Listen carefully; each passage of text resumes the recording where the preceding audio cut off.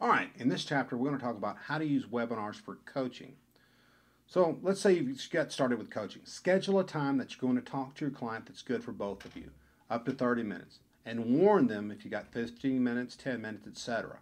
Have a timer of some kind so the conversation doesn't keep going. Again, this is usually done for like a introductory consultation or coaching to show them what you've got, to see if they're interested, see if you're a good fit.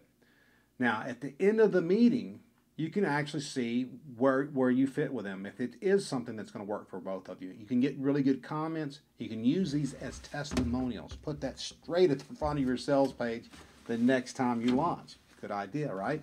So, here's what you could say. For example, what I'd like you to review my coaching session to tell me how I did, how this helped you. And then you can just edit out the part of the call and use that as a quick 20-second testimonial on your sales letter. All right. Now, a really simple way to record the calls is, like I've already told you, is a program that's called Skype. So if you own Skype, you can call someone for free. You probably already know this, but anyway, Skype is very cool. It's a tool that's used all over the world. A lot of your marketers are using Skype more than Facebook. That's not real well known, but as far as in the world that I live in, everybody uses Skype. We're all part of some kind of a mastermind group. Every product creator that I know of and I'm associated with is a part of a mastermind group of some kind. That's another little trick that they don't teach you, or has their own. Hey, I'm doing that. Every product that I put out has my mastermind in the back of it. Being very upfront with you. Use my model. Learn from what I'm doing. Now, if you're using Skype, we got a program that's called a Skype Recorder. It will record the call into high-quality MP3 files that you can use as a permanent recording. Recording the call is always good. That's a no-brainer. Practice with coaching. Practice with interviews. Get somebody to interview someone else. Build confidence. Now, I'm not the best speaker in the world. That's okay. I'm constantly looking for ways to improve. I recorded a bunch of videos, like 10 or 20 or 25, and they were terrible. This one's not going to be a Hollywood masterpiece. But I get much better as I go. And it's no big deal to make quality videos. I'm just making videos that help solve problems. The point is, you don't have to be perfect. Just get out there and do it. Getting someone to interview you is not that hard because a lot of people have online radio shows or they want to make a quick product. So you find these people who have a lot of questions, or maybe you could just offer your interview coaching for free or something, but it really, really helps to get practice interviewing someone. You could record the interview and offer it as an audio product. Now you have a lead-in product for the webinar. You can say, hey, you can get this 1-hour interview for $17, $10, whatever your price point is. And then they buy that and they say, oh, for only $20 more, we'll give you the webinar on a related subject. See what I'm talking about? You've got a little bit of practice going in 1 or 2 email coaching practice sessions. And you've got some interviews going. And, you'd feel like a jerk if you canceled. Then, if you feel like you force yourself to do an interview. You know what? In the beginning, you're going to get nervous. But that's okay. Anyone who's seen a reality show knows that after 30 seconds, your brain totally forgets that anyone's recording you and everything goes normal. So get through that 30 seconds or 60 seconds, the first couple of minutes, whatever that point is. Get through it. But after that, once you got your flow going, it's no big deal. So you've got coaching. You got interviews for practice. Now you want to have a private training day, a couple of days before you get used to the service. So you get the hang of your technique. But now you need to use the webinar software because it's always tricky to learn. That's okay. Getting in the hang of using the different software out there. Get out there, have different personalities. Now, we talked about this a little earlier, and we're going to get into this a little bit more. I'm going to tell you why it's important. All right. In Chapter 5, we're talking about these different personalities. One of the best ways, the way that you can do it is you can have a guy that's a normal person, somebody that might even be a little goofy. I know that sounds weird, but think about it. Have fun. Break down what the expert's language is into bite-sized information that your customers can use. After all, if it's really complex, your customers are not going to get the full benefit of your services and reflect what you need. And by the way, if it's too complicated, people are going to refund. They're not going to understand it. So why make it hard for them? One of you needs to be asking the questions that everyone else is thinking but is too afraid to ask also. Focus on, that's a very important thing. Focus on answering the frequently asked questions and the should ask questions. Focus on having different personalities.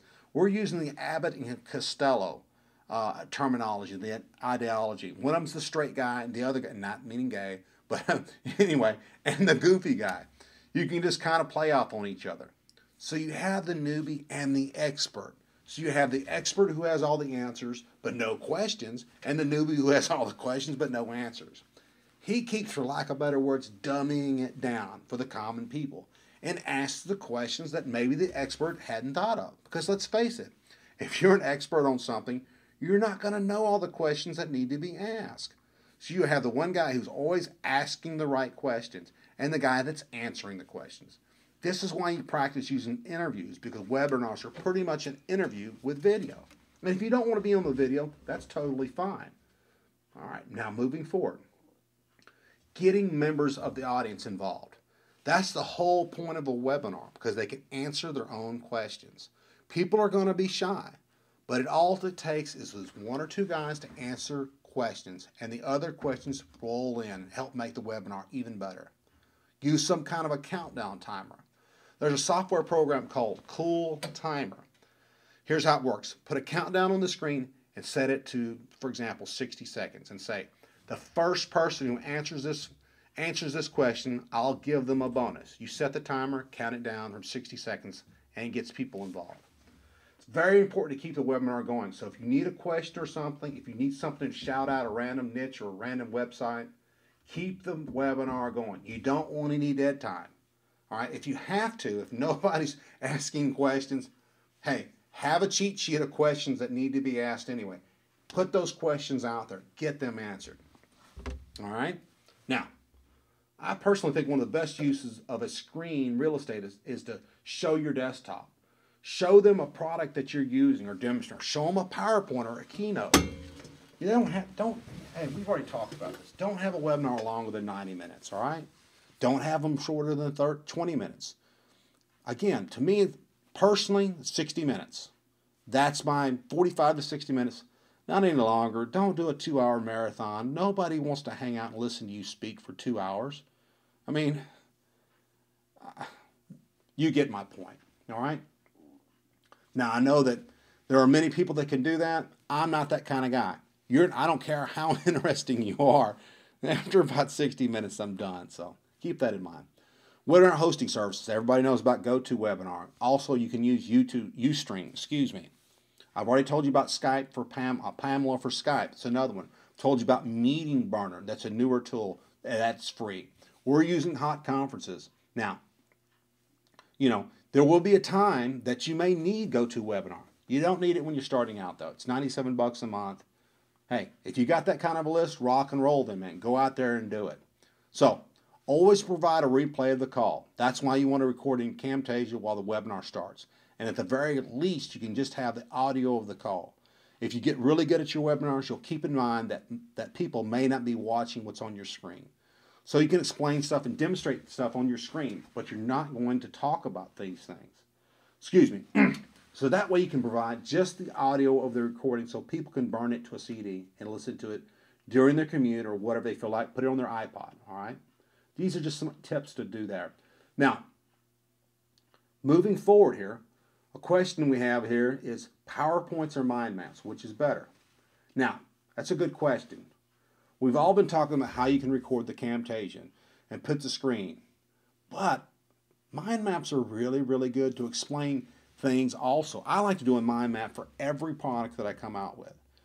I not only say what's in the product, I actually show them in a mind map, step by step, to get into so they know what they're doing, so what they expect, so they know how to move through the product. Now you can use free mind maps. I'm using MindNote on my Mac here, and in this product here, I've got a mind map. Hey, if there's a better tool out there that's free, look me up on Skype, okay? Or email me. But again, it's a free tool. It's not that hard to learn. You don't need a paid tool. There's some tools out there for mind maps that are a couple $100, man. You don't need it. Now, We're moving on into, I tell you what, we're going to stop this video. Our next chapter will be on screen capture tips and closing. Bye.